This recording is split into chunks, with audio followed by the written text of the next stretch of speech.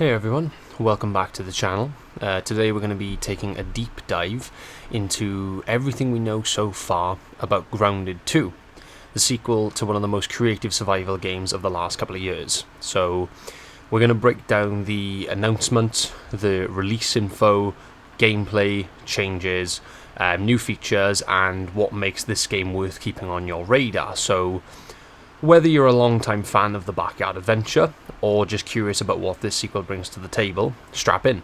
We're going small, again, but in a big way. Not a video I thought I was going to be making, if I'm being completely honest with you, so didn't anticipate a Grounded 2 release anytime soon. I didn't anticipate a Grounded 2 release at all, if I'm being completely honest, but it's a pleasant surprise. So I suppose we should start with the announcement. So Grounded 2 was officially revealed during the Xbox Game Showcase in, obviously, June of 2025. And yeah, what a surprise. It's launching into early access way sooner than anyone expected. So we're looking at a game preview release on July 29th this year, so July 29th, 2025. So that means we're less than about 2 months away at this point. It's going to be available on Xbox Series X and S, and then PC as well, both through Steam and the Xbox app.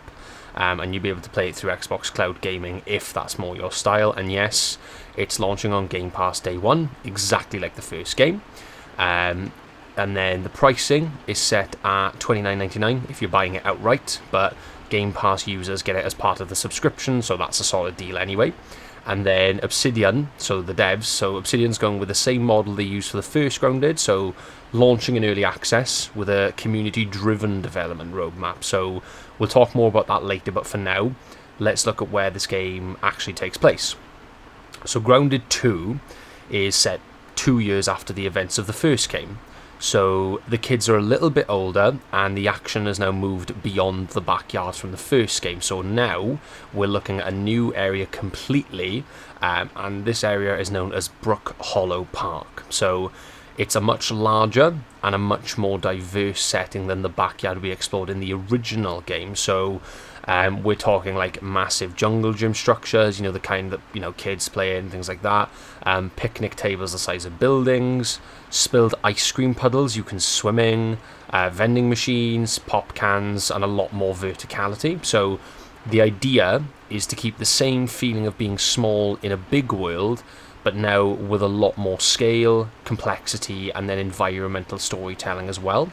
And of course, don't worry, the bugs are back, and as usual, they're not too happy. So this is where things kind of get really interesting. So let's kind of have a look at what's changing and improving in Grounded 2's gameplay. So first up, we've got survival and the crafting. So the core gameplay loop itself remains the same. You still gather resources, craft tools and weapons, build your base, and try not to die horribly. But Obsidian is improving the pacing, the variety of recipes, and streamlining the entire crafting system.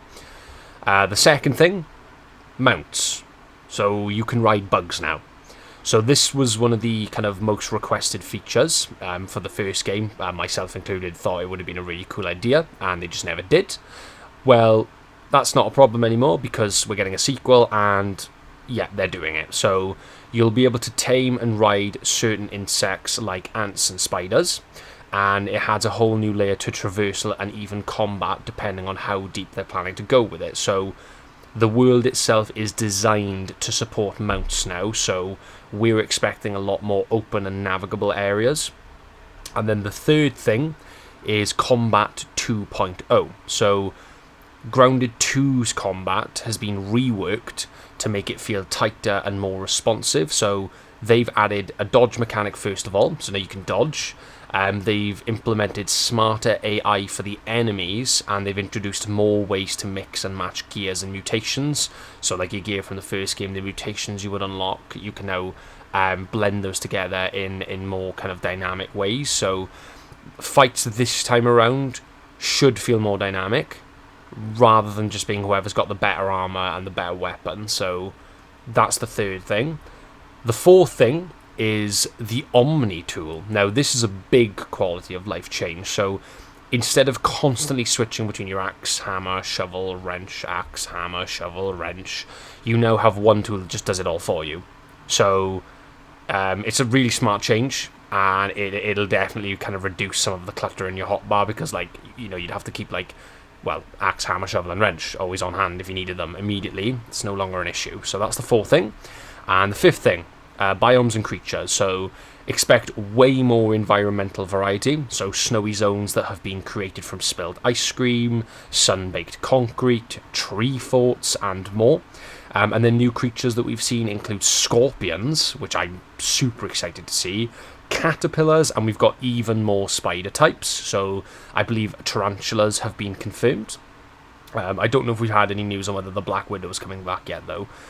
Some are rideable, of course, and some are not, but all of them can probably kill you. So one thing that the first game had as well, which I want to talk about a little bit, is accessibility, and in particular the arachnophobia mode. So if you played Grounded 1 or even watched it, you'll know that Grounded's first game had one of the most thoughtful accessibility features I've ever seen, and that's a slider that morphs spider appearances into kind of less threatening blobs, to the point where they're literally just two white blobs and some eyes, and that's it. It doesn't even resemble a spider anymore.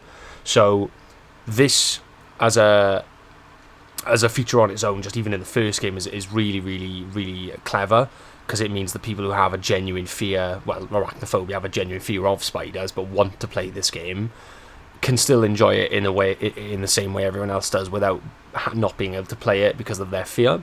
And the good news is obviously that it's coming back, and it's actually being expanded in Grounded 2, so you can still actually ride spiders even if arachnophobia mode is on. They'll just look more cartoony or stylized in the second game. So again, they've done it again. It's a smart way to include everyone without actually sacrificing any of the gameplay features. So you can still fight them, you can still ride them. It's just for that player who's got it on, they will just see whatever like preference they've got. So just not as realistic, or just literal blobs.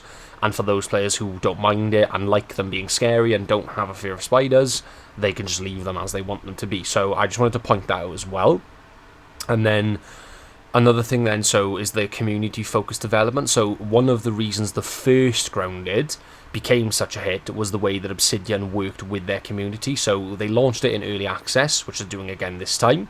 And then with the first game, then they launched in early access, they built a roadmap, and then they genuinely listened to player feedback. So Grounded 2 is following that exact model. So from July 29th onward, we'll get regular updates, content expansions, and gameplay tuning based on how the players are interacting with the game. So if you want your voice to be heard, this is the chance. You're not just playing the game, you're shaping the game as well. So there's that as well. And then we've also got the tech, the platforms, and the dev team. So a quick tech check. I'm not really up to speed on this stuff, but Grounded 2 is built in Unreal Engine 5.